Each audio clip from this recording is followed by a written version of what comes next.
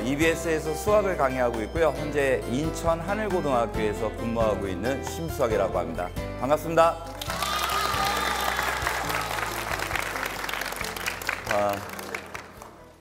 우리 학부모님들이 좀 뒷부분에는 많이 계신 것 같고 학생들이 이렇게 많은 것 같네요.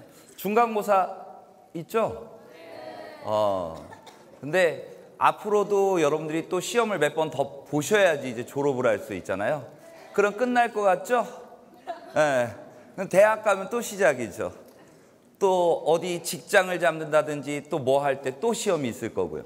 끝나지는 않는 것 같아요. 네.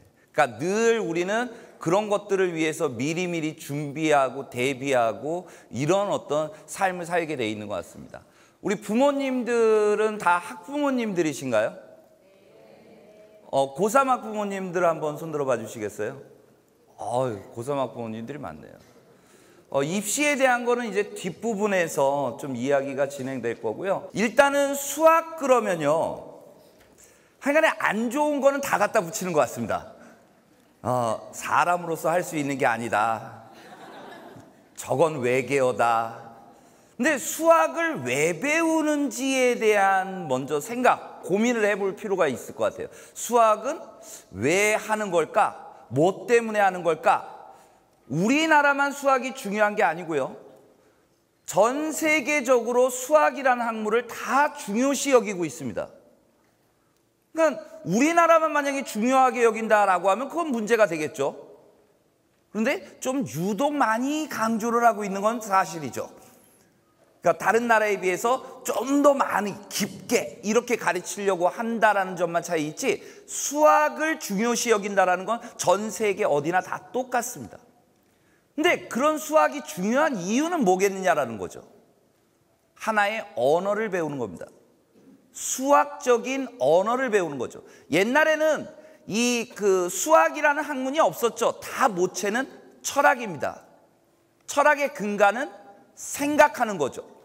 그 사고라는 거를 이쪽 파트에서 접근하는 거와 이쪽 파트에서 접근하는 그 접근 방식에 따라서 학문이 분류되기 시작했던 거죠. 다시 말하면 수학이라는 거는 수학적 사고력이라고 우리가 이야기하는데 엄밀히 얘기하면 수학적인 언어로서 어떤 사회현상, 자연현상 이런 것들을 이해하고자 하는데 목적을 두고 있다는 거죠. 그런데 그런 목적 하에 우리는 어떤 공부를 하고 있냐라는 거죠. 초등학교 입학 전부터 이런 문제를 만납니다. 우리 부모님들 이 정도는 우리 친구들이 질문을 하더라도 까딱 없습니다. 보시면 답을 내고 있죠? 어이없습니다. 이건 맞아야 돼요. 그죠? 아니 손가락 발가락이면 충분하죠. 20을 넘지 않으니까. 근데 그거를 귀찮아하는 거죠. 그러니까 만약에 우리 부모님들 한번 생각을 해보세요. 우리 친구들이 이런 답을 냈어요. 그래 여기 동그라미 쳐줬고 동그라미 쳐고 틀렸어. 그리고 여기도 틀렸죠. 얘는 이해가 돼. 20을 넘었으니까. 머리를 뽑을 수도 없잖아요. 머리카락을. 그거는 이해가 되는데 여기도 맞았고 맞았다라고 봐요. 이렇게 틀렸을 때 우리 부모님들은 어떻게 교육을 시키고 있냐 이거죠. 우리 부모님들이 이거를 시키셨잖아요. 그러면 여러분들이 채점을 하고 부모님 채점하고 너 이거 야 세봐 8에 6 6 2 똑바로 안 해. 너 이거 100문제 더 풀어. 이런 식이다라는 얘기죠. 아니 오히려 너는 왜 이거를 못 풀었니? 너무 급하게 풀려고 했던 건 아니니? 손가락 발가락을 이용해서 10가지만 카운트를 할 수 있으면 이거를 못 셀 게 아닌데 넌 왜 그랬니? 걔 생각을 한번 들어보는 거죠. 그러니까 엄마가 이거 풀고 나가버리니까 지는 빨리 해야 되고 또 이것도 해야 되는데 난 놀아야 되는데 그러니까 일단 쫙 적는 거죠. 걔는 어떻게 보면 맞고 틀리고에 관심이 없었을지도 모릅니다. 그런 어떤 좀 더 긍정적인 마인드, 좀 좋아할 수 있는 이런 뭔가의 모티브를 만들어줬어야 되는 거 아닌가. 그러니까 이 수라는 거를 가지고 초등학교 때부터 익숙하게 만들려고 많이 노력을 해요. 그러면서 구구단 배우기 시작하죠. 구구단. 그 책받침 하나 던져주고 야 내일까지 외워. 밥 먹으면서 3단한다. 시작. 3일은 3, 3이 6, 3, 3, 7. 그러면 또 숟가락으로 땡. 애는 그 의미도 모르면서 그냥 구구단을 외우기 시작을 해요. 노래까지 붙여져 있죠. 음률을 타잖아요. 3일은 3, 3이 6 이런 식으로. 그러니까 외우는 게 좋긴 좋은데 그걸 왜 외우고 있는 건지 그 이유도 모르는 상태에서 그런 행동들을 반복합니다. 근데 뭐 학부모님들은 이제 뭐 애를 낳아서 또 키우실 그런 건 아니시죠? 이제 끝나신 것 같고 우리 학생들은 나중에 애들한테 구구단을 가르칠 때 이렇게 가르쳐 보세요. 9단만 가르쳐 드릴게요. 손가락을 자기 무릎 위에 이 손가락을 이렇게 올려보시기 바랍니다. 펴서 이렇게 피아노 치듯이 이렇게 올려놓은 상태에서 새끼손가락만 하나 올려보세요. 9일은 나머지 숫자를 읽어주면 됩니다. 9. 두 번째를 들어줘요. 9, 2, 1, 8 이렇게 나눠진다고요. 9, 3, 2, 7 9, 4, 36 애한테 9단을 이렇게 가르쳐주면 학교 가서도 책상 위에다 손가락 올려놓고 9, 1은 9, 9, 2, 10, 9, 3, 27, 9, 4, 30 이러지 않았을까요? 그냥 무의미한 거를 우리는 뭔가 가르쳐 주려고 그러니까 학생들은 이해하기가 되게 힘들어지는 거죠.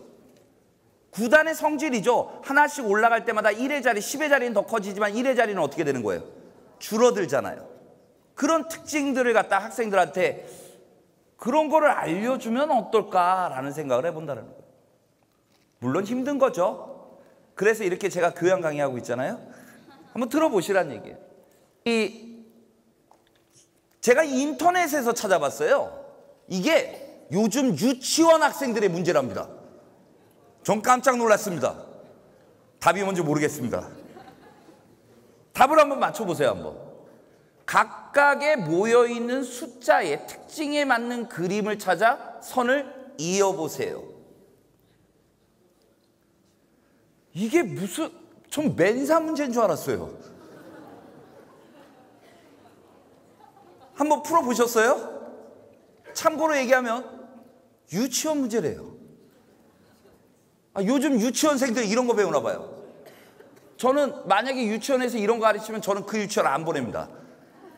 이 글 밑에 실제로 글을 올려주셨더라고요. 유치원 선생님이. 절대 유치원에서 이런 거 배우지 않습니다. 그런데 이 문제를 올렸던 사람은 유치원의 문제랍니다. 어딘가에는 하나라도 있나 봐요. 그런 유치원이. 저는 안 보낼 거예요. 그런 유치원이라고. 정답 보여드리겠습니다. 여기에 이 가장 중요한 거는요. 우리는 이 숫자들의 0, 3, 6, 8, 9 이게 뭘까라는 생각하는데 그냥 숫자의 특징이에요. 곡선들이 들어가 있어요. 곡선과 연결되는 거예요. 1, 4, 7 반듯반듯한 것만 연결되는 겁니다. 5 반듯한 거 구부러진 거 연결되는 거예요. 정말 단순한 건데 우리는 문제를 너무 어렵게 바라보고 있는 거죠. 실제 우리가 내 수준에 맞는 이런 생각들을 갖다 자연스럽게 하면 되는데 그냥 이런 문제도 무의미하게 만약에 100문제, 1000문제 푼다. 그걸 통해서 뭐를 얻을 수 있을까? 제 아들 녀석이 초등학교 시절에요. 초등학교 한 4학년, 5학년 때인가? 가물가물한데 그 수학 무슨 인증시험이라든지 이런 것들이 있어요. 그 인증시험을 보면 뒷시험지에 뭐가 나오냐면 영재 판별 시험 문제가 또 있어가지고 그거를 풀면 영재다 뭐다 뭐 이렇게 상도 주고 막 이러더라고요. 애가 그 상 받는 거를 갖다가 목표로 삼는 거예요. 그러면서 허구한 날 저한테 와서 물어봐요. 아빠 이거 어떻게 풀어? 그런데 걔가 원하는 건요. 빨리 푸는 요령만을 원해요. 그 문제의 본질 필요 없어요. 그래서 제가 아들한테 그런 얘기했어요. 아들아, 넌 네가 생각할 때 영재라고 생각하니? 걔 영재가 아니잖아요. 근데 영재가 아닌데 너 왜 이런 거 해야 되는 거니? 아빠는 너가 수학을 이렇게 어려운 수학을 해가지고 뭔가를 잘했다라고 해서 아빠는 너를 칭찬해주고 싶은 생각이 전혀 없다. 네 수준에 맞는 그냥 네가 할 수 있는 수학을 했으면 좋겠다. 이렇게 얘기했더니 그 다음 날부터 애가 밝아지더라고요. 스트레스로부터 벗어나기 시작한 거예요.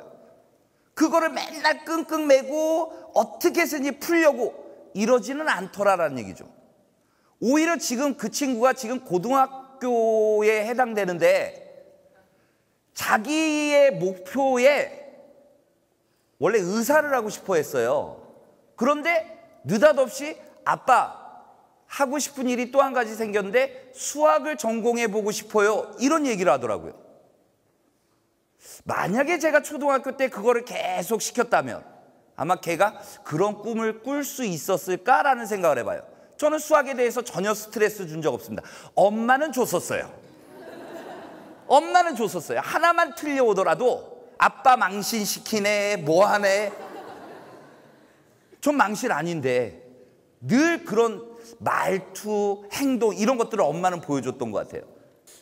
이런 것들을 막 암기시키는 거죠. 삼각기둥, 사각기둥, 오각기둥, 삼각뿔, 사각뿔, 오각뿔이라고 하는 거예요. 그냥 뾰족하니까 뿔. 이렇게 반듯한 건 기둥. 그런데 그거의 꼭지점 개수는 이러하고 면의 개수는 이러하고 모서리의 수는 이러하고 이런 것들을 암기해서 저게 뭐냐라고 또 시험에 나오고. 이거는 고등학교 문제입니다. 또 단번에 알아보죠. 네. 엄청나게 센 놈이죠. 과목은 기하와 벡터라는 과목입니다. 그냥 막 풀죠. 이렇게 해요. 근데 이거를 풀어서 도대체 어디에 쓸 거냐 이거죠. 내신은 돼요. 내신은 되는데 수능은 아니다라는 거를 분명히 아시라는 얘기예요. 내가 하는 공부가, 우리 자제분들이 하는 공부가 뭘 목적지는 있어야 될 거 아닙니까? 뭘 위해서 하고 있는 건지 그거는 정확하게 파악하고 들어가셔야 된다는 거예요. 수능을 위해서 이거를 막 판다. 왜 안 되냐면요, 수능 문제가 하나 딱 올라오면요, 대한민국에 있는 모든 문제집 어느 정도 양일 것 같습니까? 대한민국에 나와 있는 모든 수학 문제집, 포장이사 같은 거 해보셨어요? 포장이사 박스로만 한 30여 박스가 나옵니다. 18평 아파트를 책으로 다 둘러버릴 수가 있어요. 그 정도의 양을 다 뒤집니다. 그 책을 다 검색해요. 그래서 비슷한 무형 이런 스타일의, 만약에 이런 건 그림이 결정타죠. 이런 소재가 만약에 들어가 있었다, 그 문제 삭제해버립니다. 시험지에서 볼 수가 없다는 얘기예요. 수능은 그렇게 오랜 정성을 들여서 출제를 한다는 거죠. 그러니까 그 자기가 목표로 하는 게 무엇이냐에 따라서 우리가 시험이라고 그러면 내신이 있고요, 전국 연합 학력 평가가 있고요, 대학 수학 능력 시험이라는 게 있습니다. 다 출제자들이 달라요. 내신은 학교 선생님이 내시는 겁니다. 무엇보다도 학교 선생님이 가르쳐 준 게 제일 중요하겠죠. 그 다음 전국 연합 학력 평가는 시도교육청의 교사들로서의 인력풀로서 출제가 이루어지고 있습니다. 그리고 대학 수학 능력 시험은 고등학교 선생님 플러스 대학 전공 교수님들이 들어와요. 그러니까 풀이 더 세지죠. 그러니까 당연히 문항의 스타일도 조금씩은 다를 수가 있다는 거예요. 자기가 잘 보려는 시험이 뭔지를 아는 것도 상당히 중요한 것 같습니다. 자, 제가 이런 기사를 또 봤어요. 검색 사이트에서 초등 4 수학 시험지 이렇게 돼 있고요. 보기와 같은 방법으로 이거를 계산하시오. 보기가 주어졌고요. 학교에서 아이한테 풀어오라고 내준 시험지 2장 중 마지막 문제인데 점점, 엄마표 선생님 여기까지가 제 한계인가 봅니다. 도와주세요. 초등학교 4학년 학생의 학부모인 것 같습니다. 푸셨나요, 우리 학부모님들? 풀어보셨나요? 한번 풀어보세요. 아, 나는 답을 알 것 같다. 한번 손 들어보세요. 학부모님들 중에. 몇 분 계시네요. 근데 아니, 여기 진주 지역이 상당히 교육열이 높고, 예, 우리 학부모님들의 교육 수준도 상당히 높은 걸로 알고 있는데, 우리 부모님들 이거 계산이 힘드신 거예요? 참고로 저희 이 입시 설명회 그 총괄 매니저분이 여자분이세요. 그래서 아침에 한번 제가 던져봤어요. 풀어보라고. 그랬더니 뭐라고 그러냐면, 아니 사칙연산도 아니고 이걸 어떻게 계산해요? 이래요.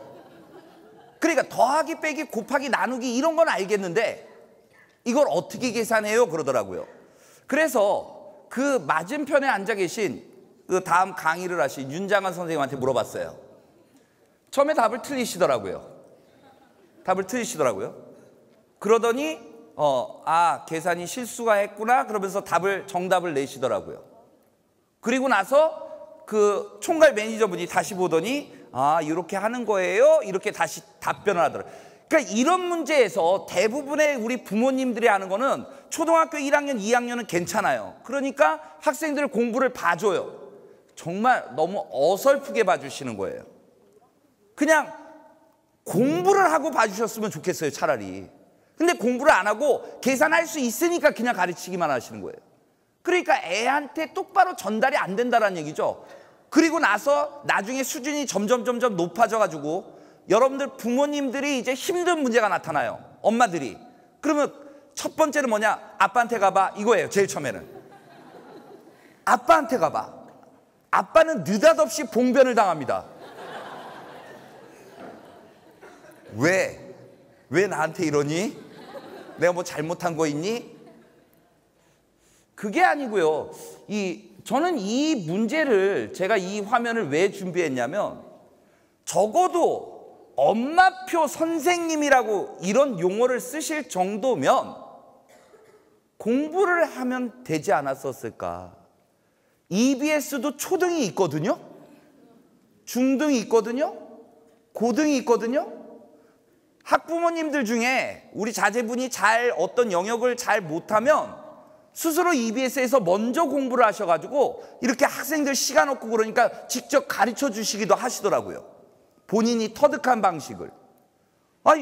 훌륭하시잖아요. 그러니까 저는 오히려 이 학부모님을 좀 이렇게 맴매해드리고 싶어요. 이렇게 의존할 게 아니고 본인이 좀 더 배워보려고는 안 했을까. 그러니 애한테는 이렇게 해서 부모님이 그냥 누구의 답변으로서 가르쳐줬다라고 해가지고 얻어지는 게 뭐냐라는 거죠. 우리 애가 뭐가 약한 건지에 대한 파악이 전혀 안 되고 있을 것이다 이거지. 단순히 그냥 수학 문제 한 문제 풀어준 거밖에 안 되는 거 아니냐라는 얘기죠. 이게 그 학생들이 느끼는 감정이래요. 수학이 점점 가면 갈수록 사가지가 없어진대요. 초등학교는 구해보라고 그러더니 구해보세요. 중학교 구하여라. 갑자기 기분 나빠졌대요.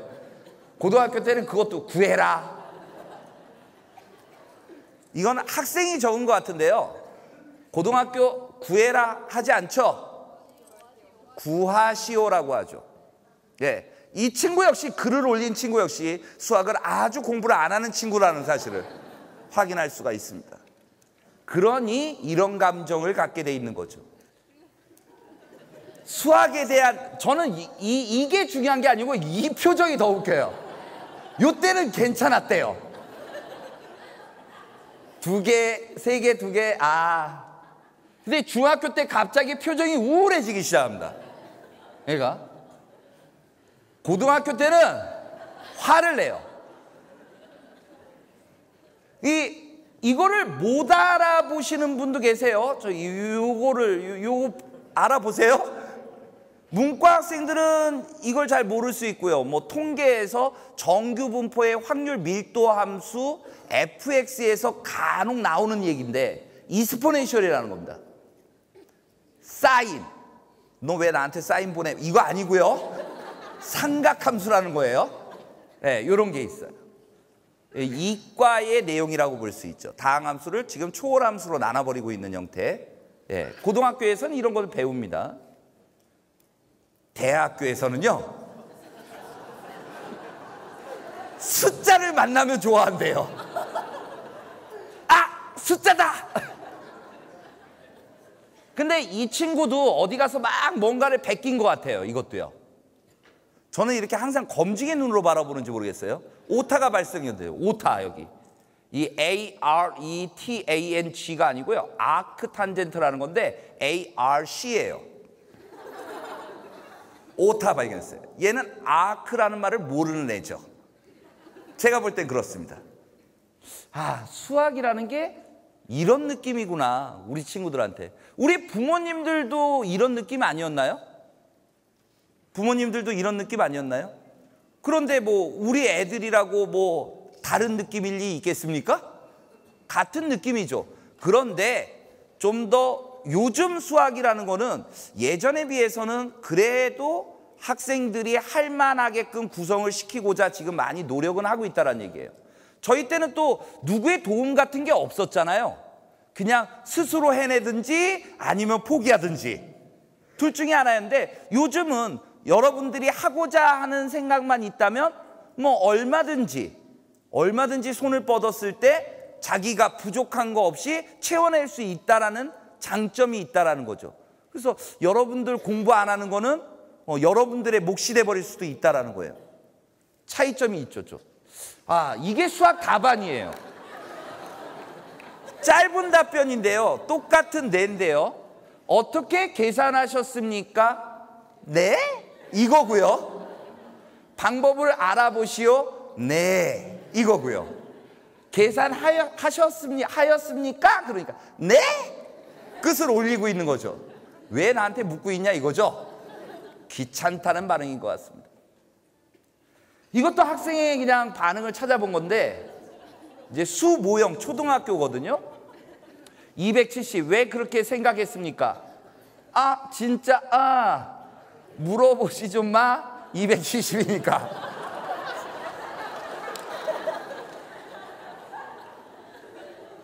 그냥 딱 보면 아는데 왜 귀찮게 하냐 이거죠. 뭔 설명이 필요하냐. 얘는 어쩌면 진짜 천재일지도 몰라요. 네. 그 이유가 필요 없을 정도로 너무 자명한 거죠. 이유가 없을 정도로. 그래, 마치 얘한테는 이런 문제가 넌 왜 심주석이야?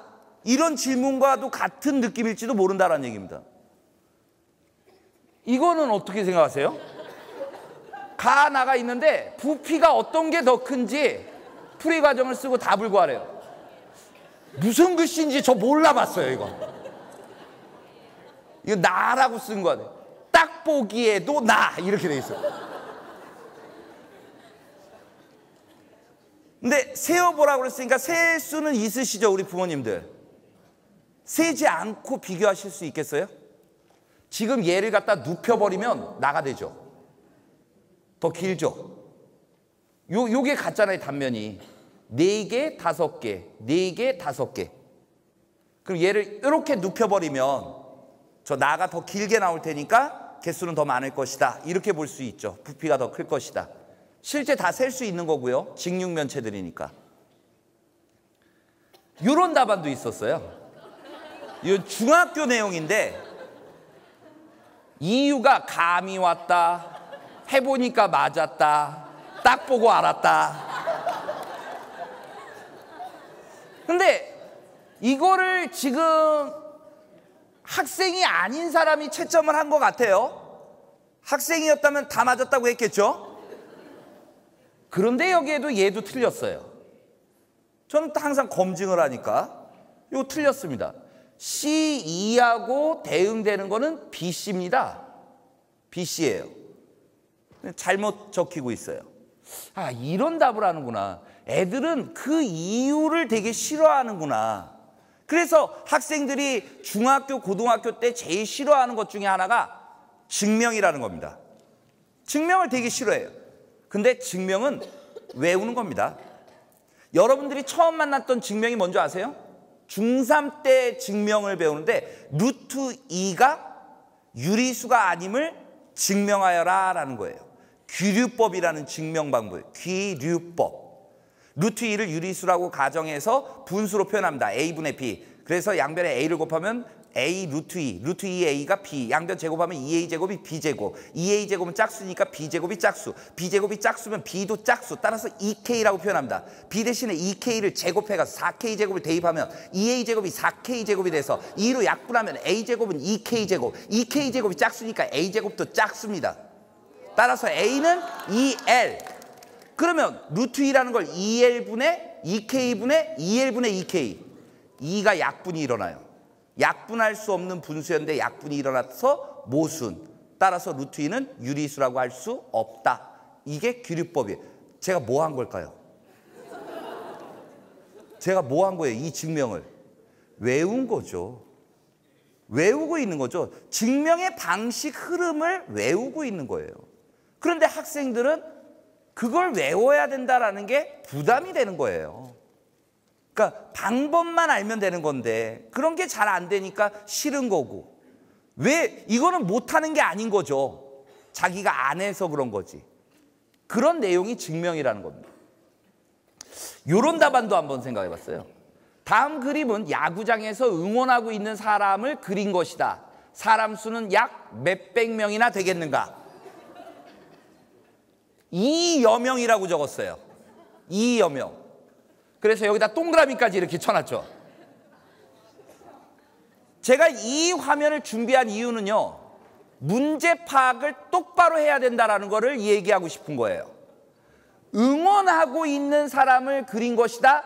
사람 수가 얼마냐라고 묻고 있는데 이 친구는 이 수식어를 계속 가지고 가는 거죠. 응원하고 있는 사람을 그린 건데 그 사람이 무슨 사람이야? 응원하는 사람 2명. 이렇게 해석을 하고 있다는 얘기예요. 이거는 근사값을 가르칠 때 사용하는 겁니다. 근사값. 어림 잡아서 여기의 수와 여기의 수를 이렇게 곱해버리는 거예요.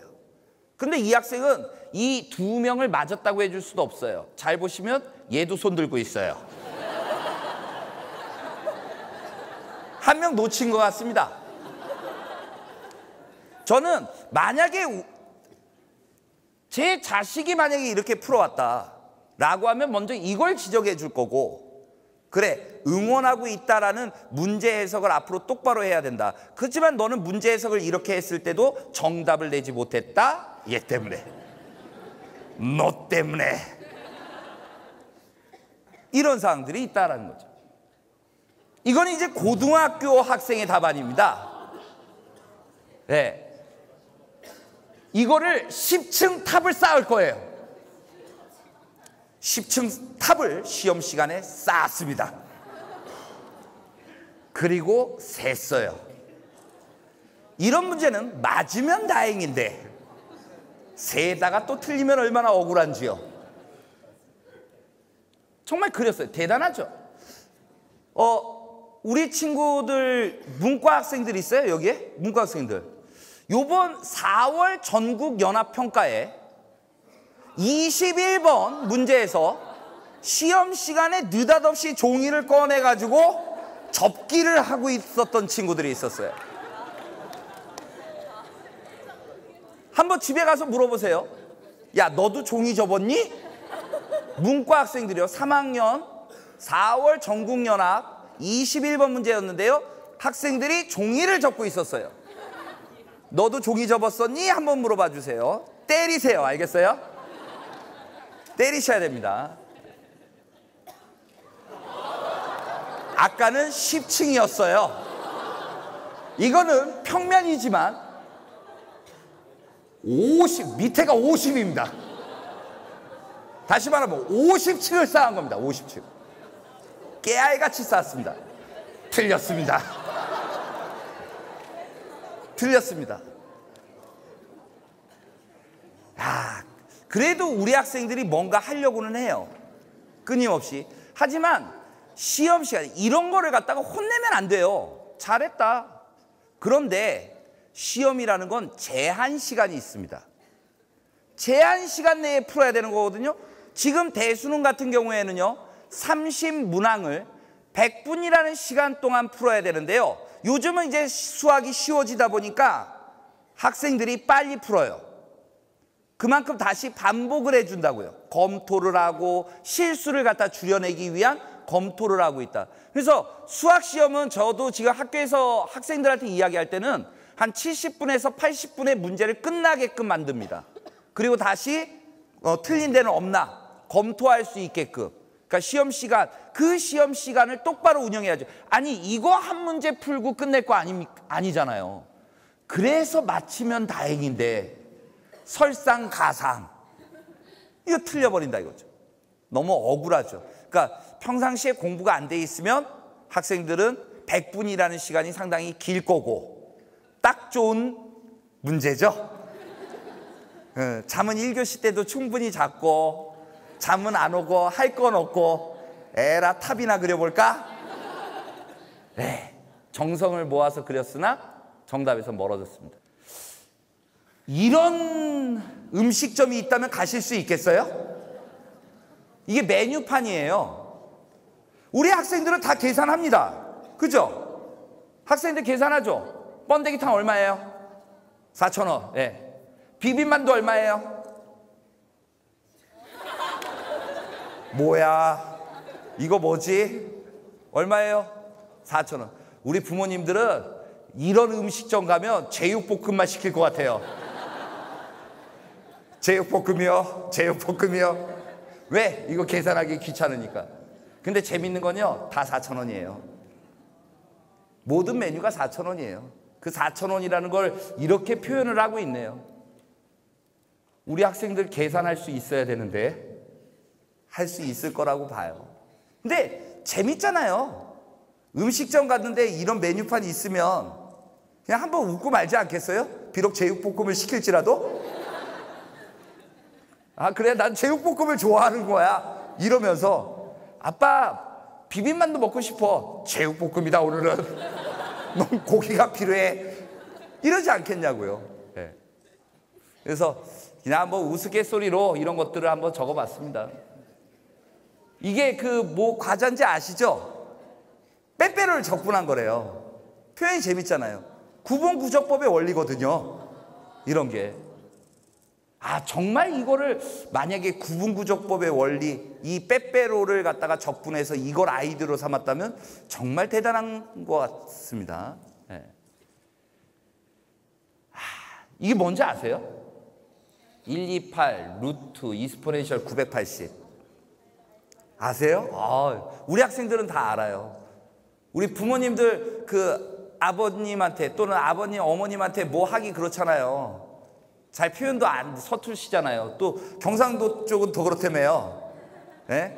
와이프한테 종이에다 이거 적어주세요 그냥.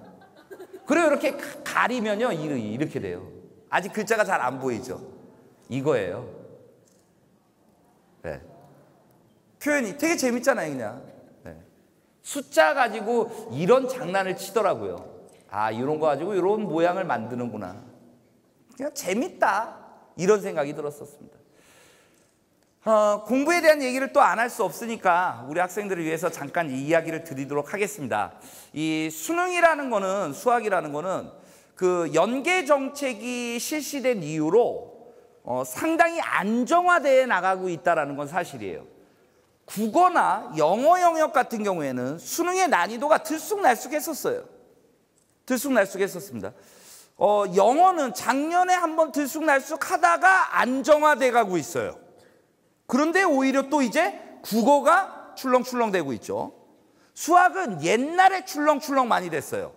그러니까 1등급 컷이 얼마냐라고 얘기하면 예전 같은 경우 그냥 2개 틀리면 1등급 92점대 그 다음에 80점대 초반 정도가 2등급 이런 안정화됐다가 작년 같은 경우는 쉬운 수능이었기에 뭐 문과 같은 경우에는 A형이죠. A형 같은 경우는 1등급이 96, 2등급이 92 이런 식으로 끊겼고 그 다음에 이과 같은 경우에는 하나 틀리면 2등급 심각하죠? 100점 맞은 학생이 1등급 그런데 우리 부모님들 동요하시면 안 돼요.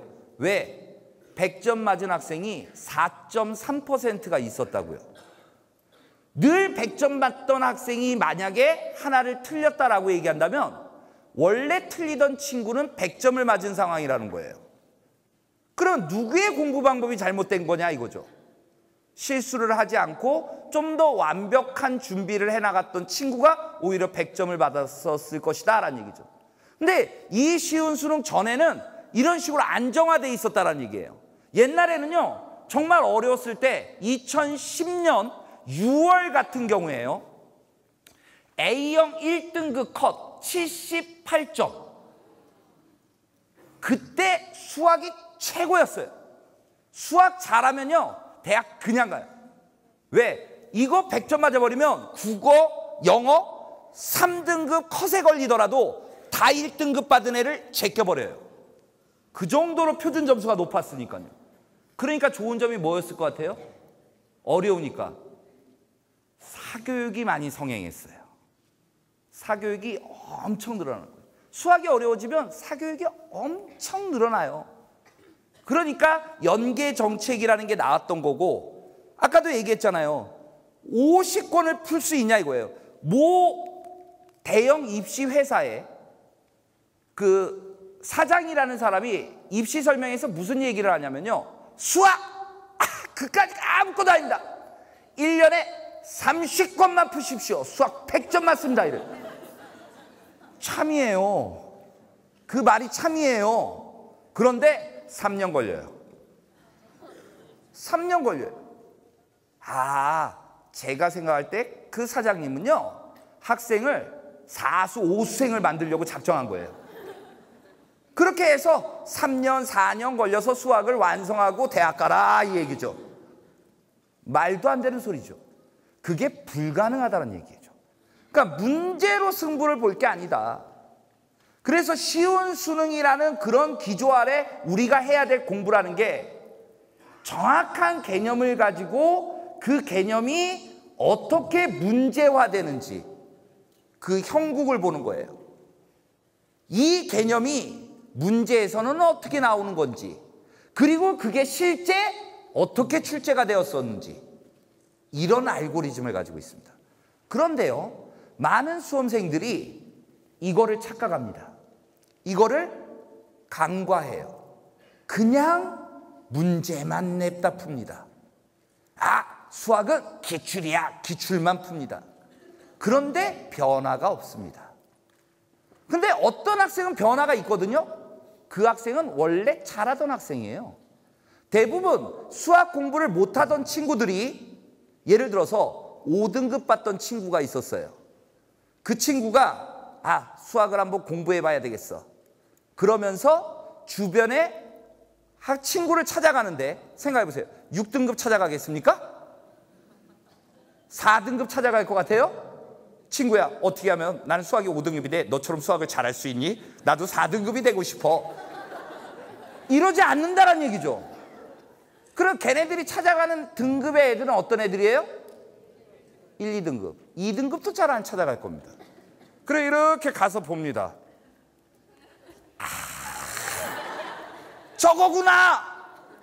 걔 뭐 하고 있어요? 기출 풀고 있거든요. 비법이 저거였어. 난 안 했었거든요. 그러니까 바로 기출을 풀기 시작하는 거예요. 근데 풀려요, 안 풀려요? 안 풀려요. 그래도 끈기는 있어요. 막 해설지 봐가면서 막 풀어요. 동그라미 치고 하나 맞으면 좋아하죠. 네. 안 된다고요.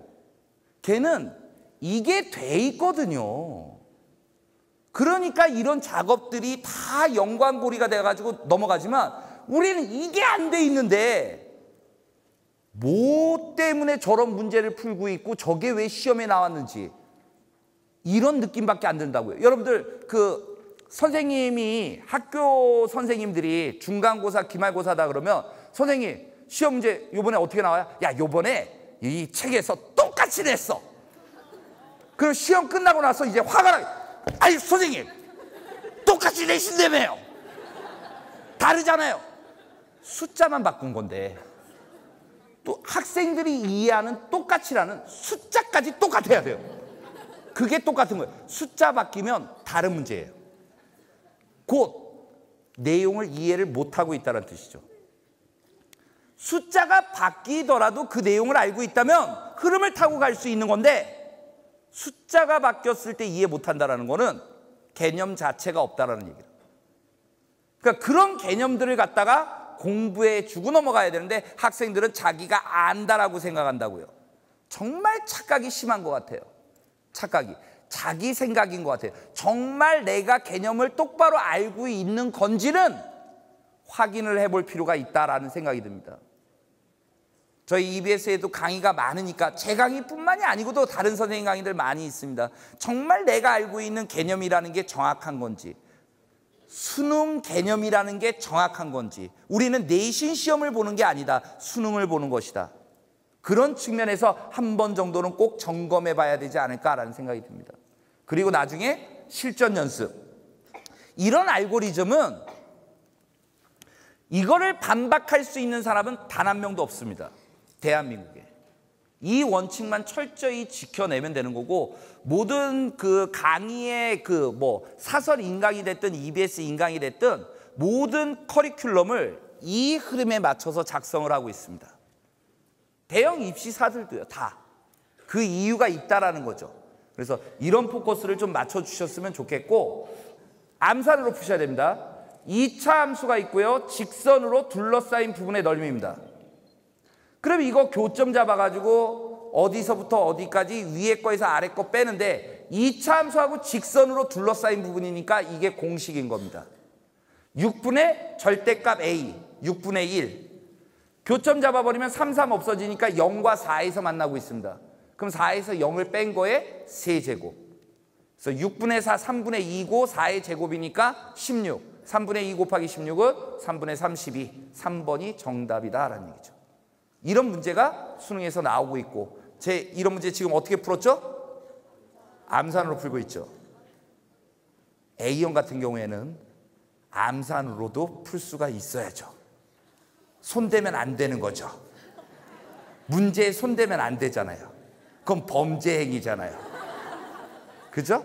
1번을 막 계산해. 그런 거 아니죠. 그러니까 그만큼 우리가 더 실력을 많이 쌓아야 되는 거 아닌가라는 생각을 해봅니다. 자, 오늘 그 강의는 학생들, 학부모님들 이렇게 많이 섞여 있어가지고 타겟을 이렇게 분명하게 잡기는 좀 힘들었습니다. 우리 부모님들한테 그래도 수학이라는 거에 대해서 좀 긍정적인 어떤 생각은 좀 안겨드리고 싶었어요. 그리고 우리 학생들은 제가 문과생들은 강의에서 많이 만나고 있습니다. 이과생들은 강의에서 많이 못 만나고 있죠? 네. 근데 이과생들 같은 경우도 수학일 같은 경우는 선생님 강의 참고해도 상관은 없겠죠. 이과생들이 적통이나 기백 같은 거 많이 하다 보면 수학 1을 갖다가 소홀히 하죠. 그러다 당할 수 있죠. 100점 맞아야 되니까요. 그죠? 그래서 나중에 개념 같은 거 확인하려면 선생님 강의 참고해도 되니까 그렇게 참고해 주시고, 강의에서 많이 만나니까 우리 친구들한테는 크게 강조하지 않습니다. 저는 학생들한테 늘 얘기하는 게, 우리 친구들이 아직까지 부족한 게 많이, 이 성적이 잘 안 나오고 수학을 힘들어하고 이런 친구들한테 제가 하는 얘기 중에 한 가지가, 네가 수학을 공부해 본 적이 있냐라고 질문을 합니다. 너는 못한다라고 얘기하지만 네가 못하는 게 아니고 안 했던 거다. 정말 네가 제대로 목숨 걸고 한번 해봤을 때 정말 못할 건가? 이거는 상황이 바뀔 수도 있는 거다. 근데 많은 친구들이 이런 수학에 대한 두려움을 가지고 시작을 해요. 근데 막상 그런 어떤 단계를 거치면서 선생님, 수학이 제대로 해보니까 정말 할 만한 과목이네요. 정직한 과목이네요. 이런 얘기들을 본인 입으로 하게 됩니다. 그래서 어떠했던지 간에 목표에 맞는 그런 노력들을 갖다 우리 친구들이 해나가 주셨으면 좋겠고, 우리 수험생 학부모님들 아주 많으셨는데 집에 가셔가지고 궁금한 점들 많고 막 이럴 거예요, 우리 친구들한테. 그런데 수험생 학부모님들은 가급적 입을 안 여시는 게 좋습니다. 수능 끝난 다음에 여세요. 어떠한 말도 우리 학생들한테는 그게 다 잔소리요, 그리고 시비거리가 됩니다. 그러니까 그만큼 스트레스 받는 거, 우리 부모님들도 스트레스 많이 받지만 학생들도 더 심한 스트레스를 받고 있다는 거예요. 학생들이 마음이 편하지 않으니까 그런 말들이 좋게 안 들려버리는 것 뿐입니다. 저는 출퇴근하면서 간혹 이렇게 라디오를 듣는데, 이 라디오 광고 중에 정말 감동적인 요즘 라디오가 있더라고요. 시험이 끝났고 성적표가 나온 상황에서 딸내미가 집에 들어옵니다. 딸, 어서 씻고 밥 먹어. 딸은 조마조마합니다. 분명히 시험 성적표에 대해서 물어야 되는데 묻지 않습니다.